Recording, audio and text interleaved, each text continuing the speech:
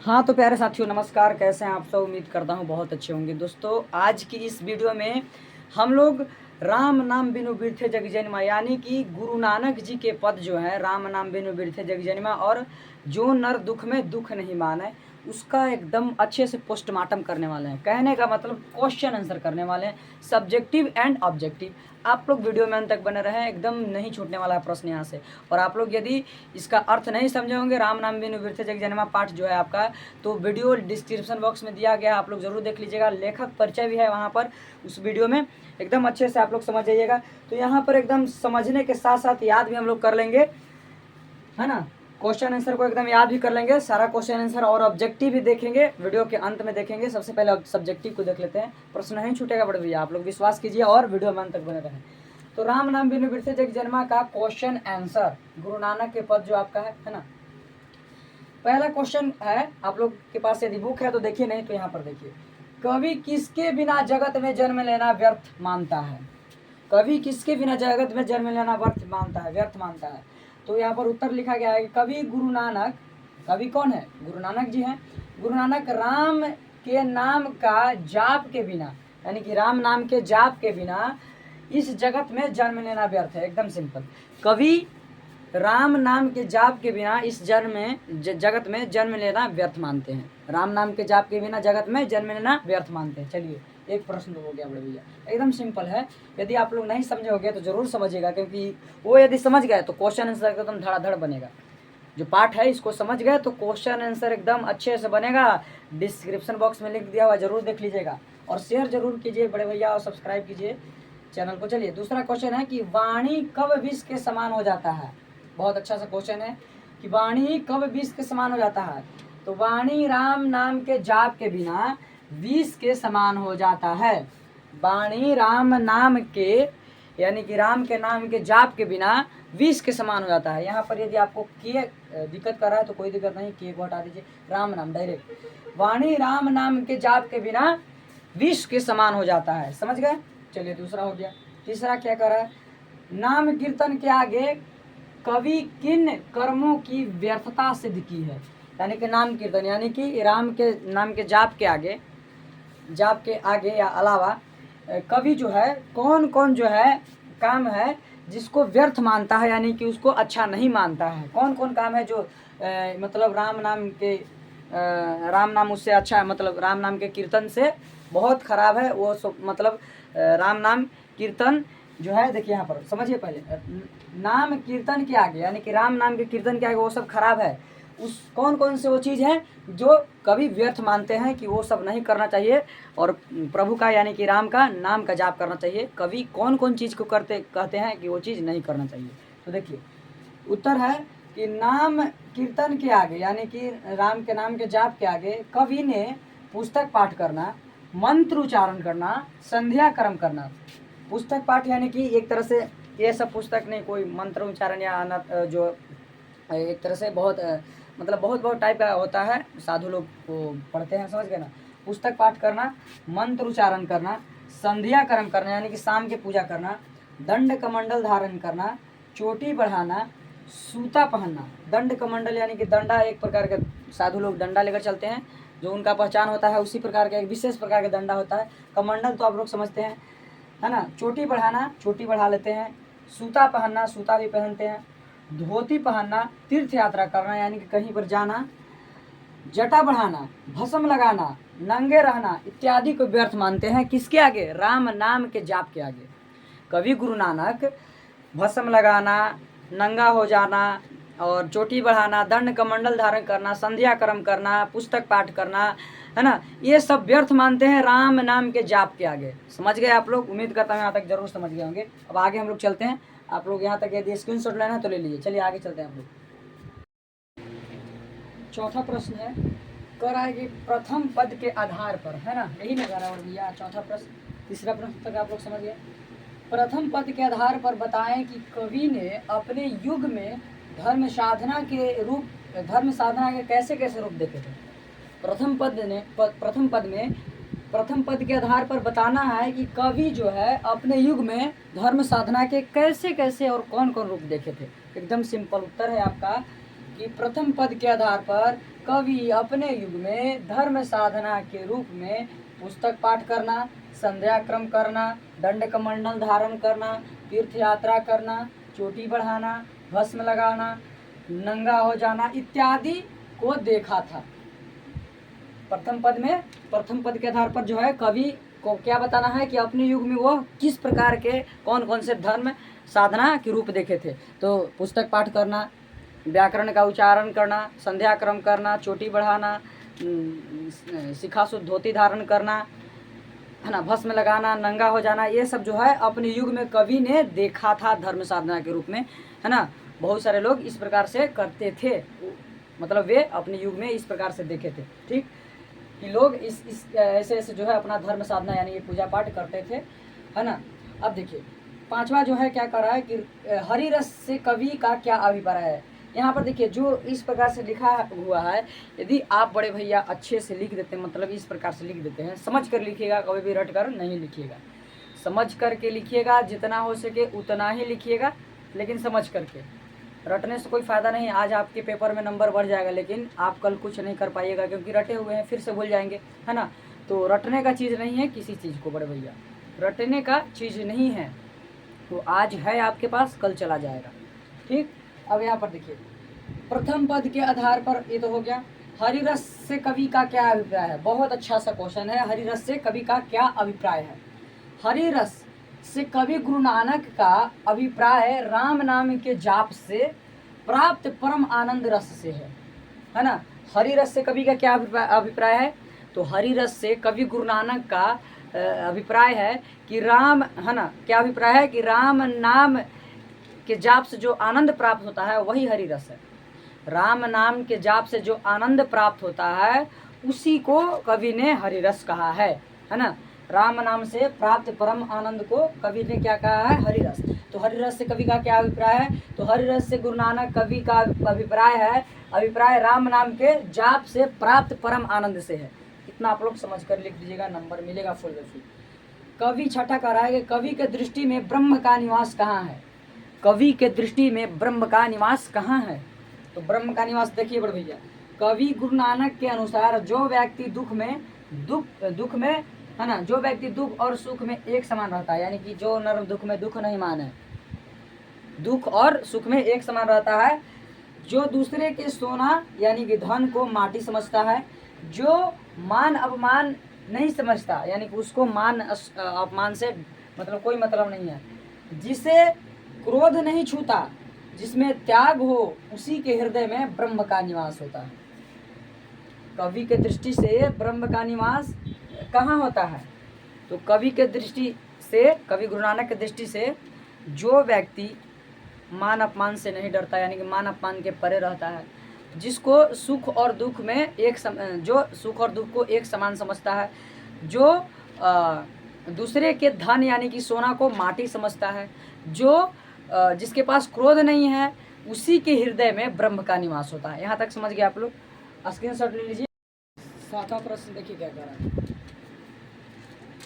गुरु के कृपा से किस युक्ति की पहचान हो पाती है। गुरु के कृपा से किस युक्ति की पहचान हो पाती है। उत्तर है कि सुख दुख से परे रहना, लोभ मोह से दूर रहना, निंदा मान अपमान से दूर रहना, आशा निराशा से दूर रहना इत्यादि, ये सभी गुरु की कृपा से ही हो सकता है। अर्थात जिस पर गुरु की कृपा होगी, गुरु अर्थात यहाँ पर हो गया राम, गुरु की कृपा होगी, वही इस उपाय यानी कि युक्ति मतलब उपाय होता है, पहचान कर पाएगा। कौन कौन सी युक्ति, सुख दुख से कोई मतलब नहीं है, निंदा से कोई मतलब नहीं है, मान अपमान से कोई मतलब नहीं है, ये सब किसके कृपा से होता है, गुरु की कृपा अर्थात राम की कृपा से ही हो पाता है, और उसी के हृदय में ब्रह्म का भी निवास होता है, अन्यथा नहीं। समझ में आया। फिर से, गुरु की कृपा से किस युक्ति की पहचान हो पाती है, गुरु की कृपा से किस युक्ति की पहचान हो पाती है, तो सुख दुख से अलग रहना, लोभ मोह से दूर रहना, निंदा से दूर रहना, है ना, मान अपमान से दूर रहना, आशा निराशा से दूर रहना इत्यादि गुरु की कृपा से ही हो पाता है। जिस पर गुरु की कृपा होगा ना, वही ये सब से दूर रह पाएगा, अन्यथा नहीं रह पाएगा। है ना। और उसी के हृदय में ही ब्रह्म का निवास होगा, जो इन सबसे दूर रह पाएगा, यानी कि जिस पर गुरु की कृपा होगी उसी के हृदय में उनका निवास हो पाएगा, ब्रह्म का निवास हो पाएगा। और जो जिस पर कृपा नहीं होगी उन पर नहीं हो पाएगा। समझ में आ गया? फिर से अब एक बार फिर से देख लेते हैं। गुरु की कृपा से किस युक्ति की पहचान हो पाती है? तो जो सिंपल बोलना है कि जो सुख दुख से परे, मतलब सुख दुख से परे रहना, मतलब निंदा से परे रहना, अपमान से परे रहना, मोह से परे रहना, परे मतलब दूर रहना इत्यादि गुरु की कृपा से ही संभव है, अन्यथा नहीं। यानी कि जिस पर गुरु की कृपा होगी वे सब ही ये ऐसे परे रहेंगे, यानी कि ये सबसे दूर रहेंगे और उन्हीं के हृदय में ब्रह्म का निवास होगा, अन्यथा किसी के हृदय में ब्रह्म का निवास नहीं होगा। समझ गए? अब देखिए 8वां, देखिए ये सब जो था आपका 2 मार्क्स के था, यहाँ तक समझ में आ गया। जो वहाँ तक हम यहाँ पर 7 प्रश्न बताए वो सब 2 मार्क्स का था। लेकिन अब यहाँ पर 8वां जो आ रहा है ना, 8वां जो प्रश्न आ रहा है इसमें जो है कितने प्रश्न, कुल 4 प्रश्न हैं, है ना। कुल 4 प्रश्न हैं, कुल 4 प्रश्न है जो कि 5 मार्क्स का है। यदि आप बड़े भैया, है ना, यदि आप इसको अच्छे से समझ जाते हैं, और एक फॉर्मेट बता दे रहा हूँ आप लोगों को कि एकदम अच्छे से लिखा जाए, यदि आप इसको समझ जाते हैं तो 5 नंबर आपको कोई नहीं कटेगा, और इसमें से आने की संभावना भी रहता है, और 5 नंबर एकदम आसानी से मिल जाता है। देखिए कैसे व्याख्या करें। व्याख्या करने के लिए एक सिंपल तरीका है कि सबसे पहले आपको इतना लिख देना है, प्रस्तुत पंक्ति हमारी पाठ्य पुस्तक गोधूली भाग 2 के गुरु नानक रचित राम नाम बिनु बिरथे जग जन्मा पद से लिया गया है।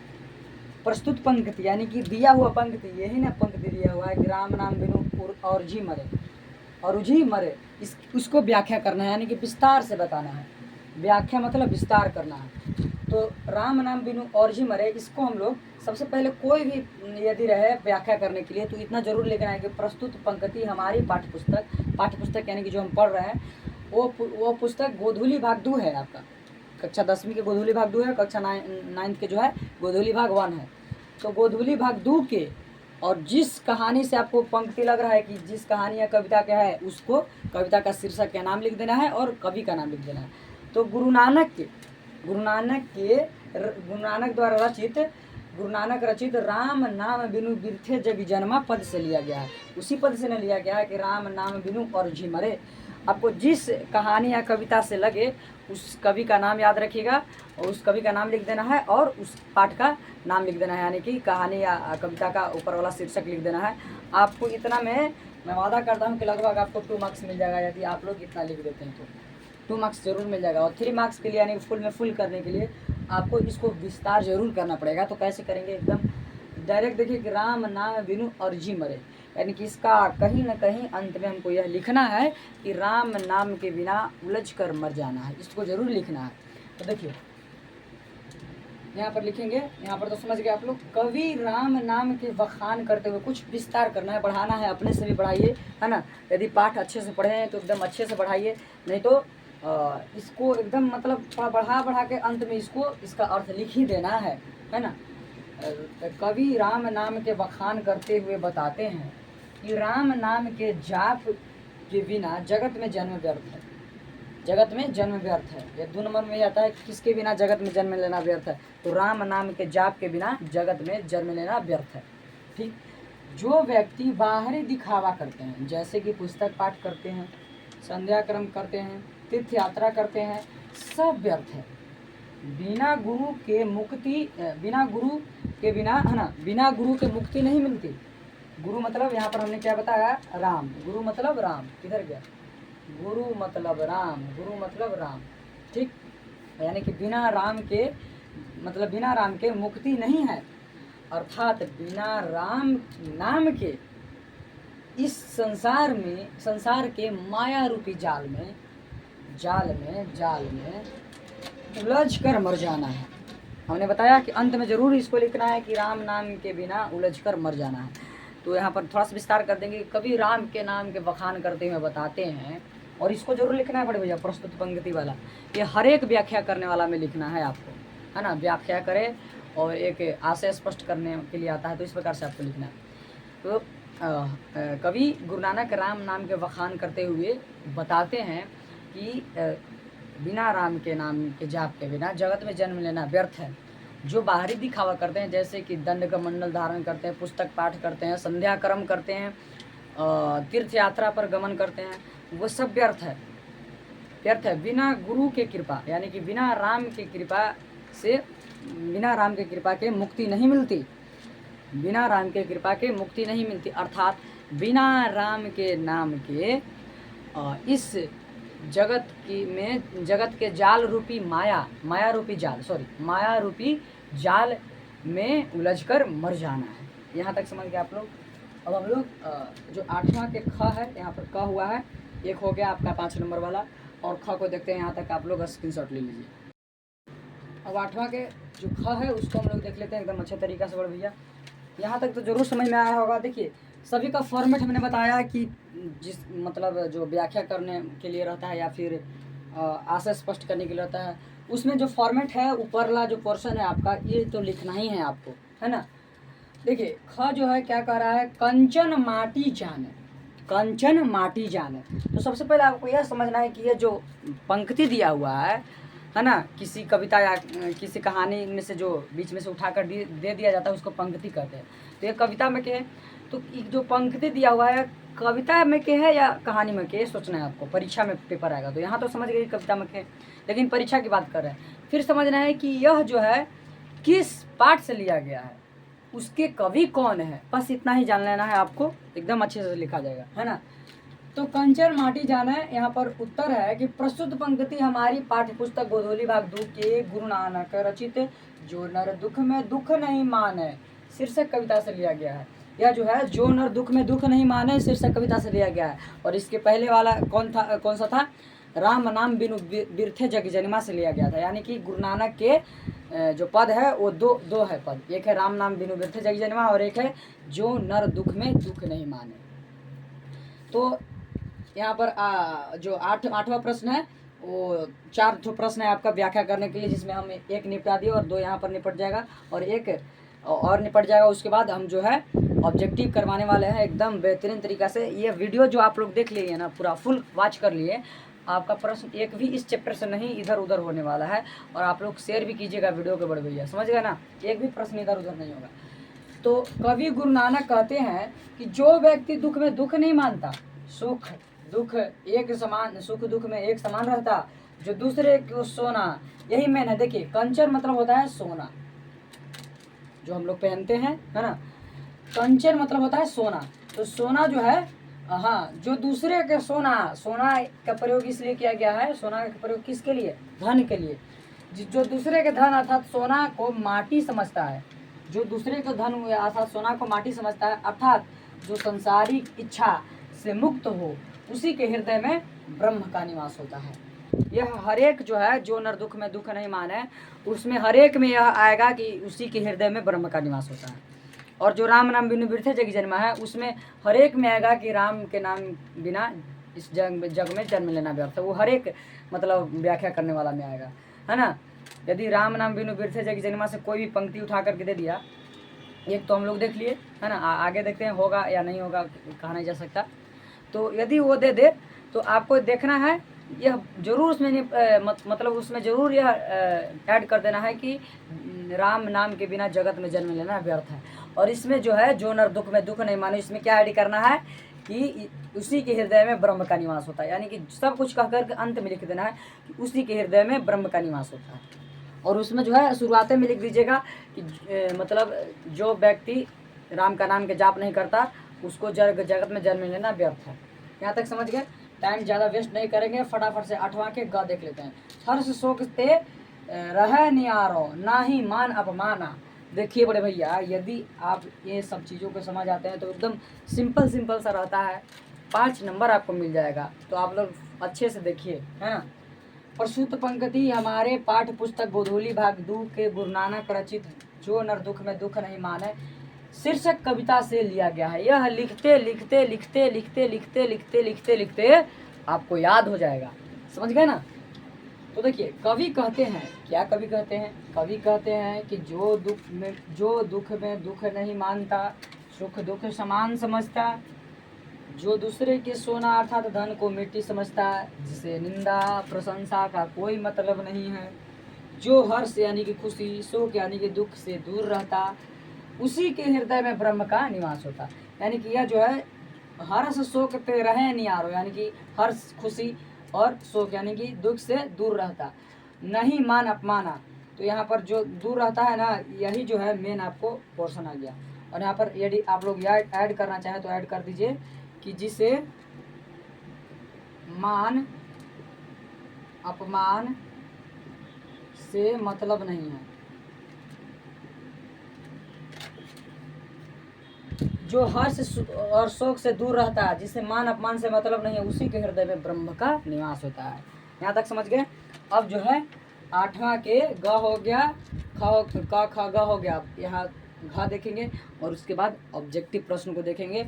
एकदम नहीं छूटेगा बड़े भैया, ये मेरा वादा है। और आप लोग वीडियो को शेयर कीजिए, है ना, बहुत बहुत लोगों में शेयर कीजिए, सब्सक्राइब जरूर कीजिएगा चैनल को, है ना, चैनल को जरूर सब्सक्राइब कीजिएगा और बहुत बहुत लोगों के पास शेयर कीजिए, ताकि जो प्लेटफॉर्म है और ज़्यादा लोगों के पास बढ़े और जानकारी हो के इस प्लेटफॉर्म के बारे में और लोगों के, है ना।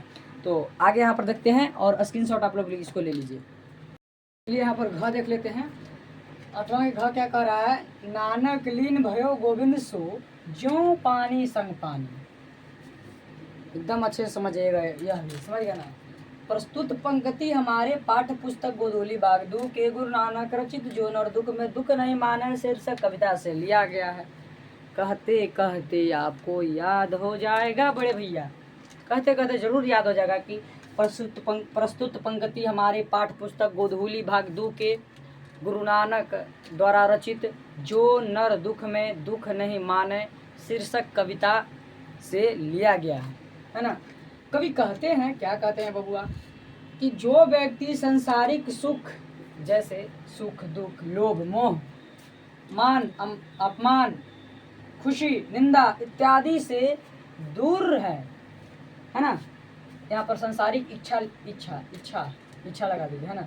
जो व्यक्ति सांसारिक इच्छा ऐसे सुख दुख लोभ मोह मान अपमान खुशी निंदा इत्यादि से दूर है, यानी कि परे हैं, उसी के हृदय में ब्रह्म का निवास होता है। मैंने बार बार कहा कि जो नर दुख में दुख नहीं माने में ब्रह्म का निवास वाला लगाना ही है।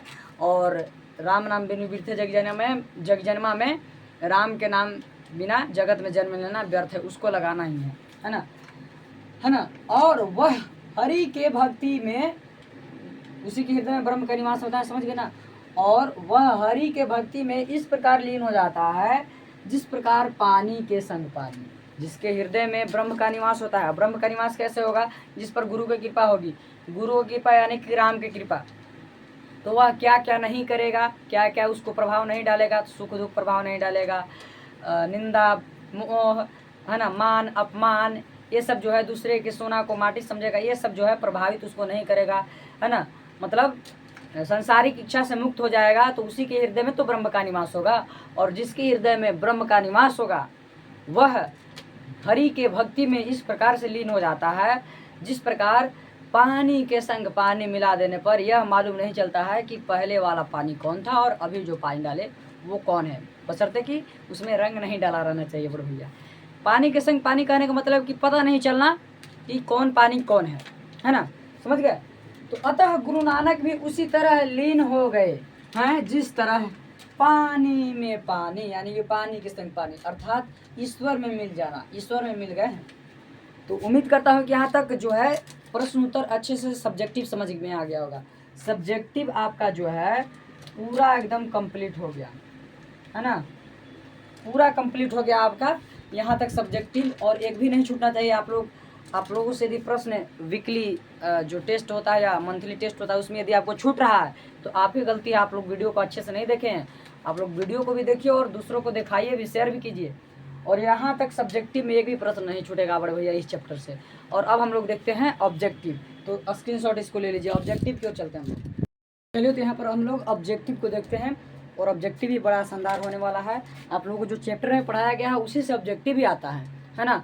तो जो कवि परिचय दिया गया था वह ऑब्जेक्टिव का भंडार है। यदि आप उस पर कमांड कर लेते हैं, डिस्क्रिप्शन बॉक्स में मैं बार बार कह रहा हूँ कि डिस्क्रिप्शन बॉक्स में लिंक दिया हुआ है आपको, जो वहाँ पर पूरा कविता को समझाए थे और कवि परिचय को बतलाए थे, पूरा कविता का एकदम बारीकी से लाइन बाई लाइन अर्थ बताए थे, है ना। तो उसको ज़रूर देख लीजिएगा, आपका ऑब्जेक्टिव भी कंप्लीट हो जाएगा और पाठ जो है वो भी कंप्लीट हो जाएगा, एकदम अच्छे से समझ में भी आ जाएगा, ऑब्जेक्टिव तो एकदम पकड़ा जाएगा। तो यहाँ पर देख लेते हैं कुछ ऑब्जेक्टिव, है ना। गुरु नानक के किस पद में नाम कीर्तन पर बल दिया गया है? तो प्रथम पद में ही तो बोला गया है कि राम नाम बिनु बिरथे जग जन्मा, यानी कि राम के नाम के बिना जग में जन्म लेना व्यर्थ है, यानी कि राम के नाम का कीर्तन के लिए वहाँ पर बल दिया गया है। अब देखिए दूसरा कह रहा है कि गुरु नानक की रचनाओं का संग्रह किसने और कब किया? तो अर्जुन देव ने 1604 ईस्वी में किया था। तीसरा है कि गुरु नानक के रचना किस नाम से संग्रहित है? तो गुरु ग्रंथ साहिब से संग्रहित है ना।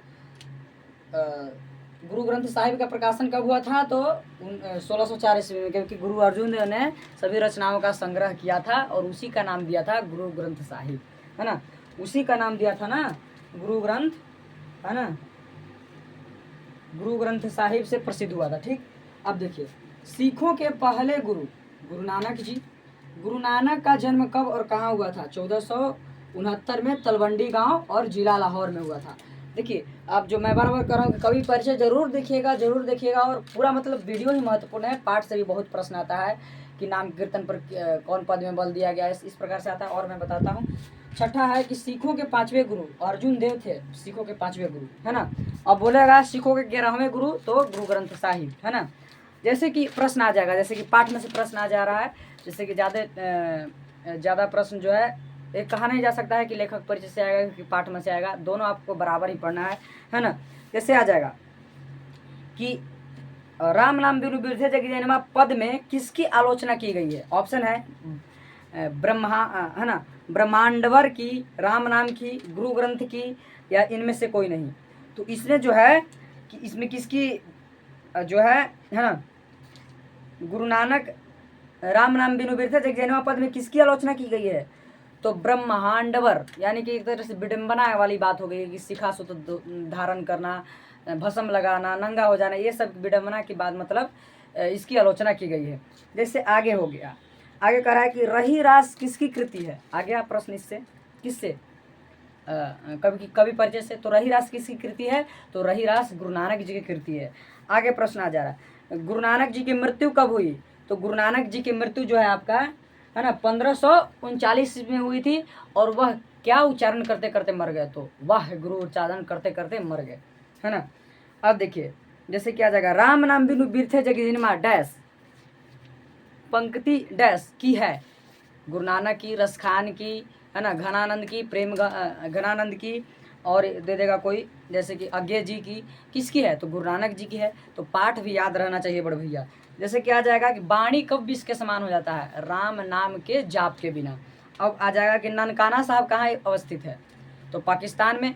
और देखिए यह जो जन्म स्थान है इनका, तलवंडी ग्राम, जिला लाहौर, यह ननकाना साहब से प्रसिद्ध है। ठीक, जो नर दुख में दुख नहीं माने किस लेखक की कृति है? तो जो नर दुख में दुख नहीं माने, यह गुरु नानक जी की कृति है। आप लोग एकदम सुनिए, एकदम कंप्लीट हो जाएगा, है ना। गुरु नानक का कथन किस कवि से कथन से मिलती है? किस कवि के कथन से मिलती है? तो गुरु नानक के कथन जो है कबीर दास कवि के कथन से मिलती है ना। अब यहाँ पर देख लेते हैं, हाँ, गुरु नानक किस भक्ति धारा के कवि थे? तो गुरु नानक जो है निर्गुण भक्ति धारा के कवि थे बड़े भैया। निर्गुण भक्ति धारा और सगुण भक्ति धारा का मतलब समझते हैं आप लोग? जो बाहरी दिखावा, जैसे कि शिखा सुत धोती धारण कर लिए, कमंडल टांग लिए, है ना, पूरा भस्म लगा रहे हैं, पूरा भगवा रंग धारण कर रहे हैं, ये जो भक्ति होता है, इस प्रकार से जो पूजा पाठ होता है, वह सगुण भक्ति कहलाता है, यानी कि दिखावा के साथ करना। और निर्गुण भक्ति मतलब कोई दिखावा नहीं, एकदम मन में पूजा हो रहा है ना। कोई किस मंदिर नहीं जाना, यहाँ नहीं जाना, है ना, एकदम मन में अपना हरि का नाम का स्मरण कर रहा है, वह निर्गुण भक्ति होता है। तो गुरु नानक निर्गुण भक्ति धारा के कवि थे, है ना। दंड कमंडल शिखा सुत धोती तीर्थ गमनु अति भ्रमणु करे, यह पंक्ति किस शीर्षक कविता से उद्दित है? राम नाम बिनु बिरथे जग जन्मा, स्वदेशी, भारत माता, जनतंत्र का जन्म। तो आपका राम नाम बिनु बिरथे जग जन्मा से ही लिया गया है। उम्मीद करता हूँ आप लोग को यहाँ तक एकदम कंप्लीट हो गया होगा। आप लोग ज़रूर शेयर कीजिएगा, मैं ज़्यादा समय नहीं लूँगा। और इसके पहले वाले पार्ट में हमने बहुत अच्छे से एकदम बारीकी से लाइन बाय लाइन समझाया था बड़े भैया, पढ़ पढ़ के समझाया था, कवि परिचय भी एकदम अच्छे से बतलाया था और लाइन बाय लाइन अर्थ भी बताया था। और इस वाले वीडियो में उसका एकदम पोस्टमार्टम ही कर दिए, कहे थे कि पोस्टमार्टम कर देंगे, यानी कि पूरा ऑब्जेक्टिव सब्जेक्टिव खंगाल दिए। तो आप लोग ज़रूर देखिएगा, एकदम नहीं छूटेगा, मेरा वादा है, एकदम नहीं छूटेगा बड़े भैया। ऑब्जेक्टिव कहाँ से बनता है? पाठ से ही बनता है, लेखक परिचय से ही बनता है। तो उम्मीद करता हूँ यहाँ तक समझ में आ गया होगा। वीडियो में अंत तक बने रहने के लिए बहुत बहुत धन्यवाद, बहुत बहुत धन्यवाद। मिलते हैं अगली क्लास में, तब तक के लिए जय हिंद बड़े भैया।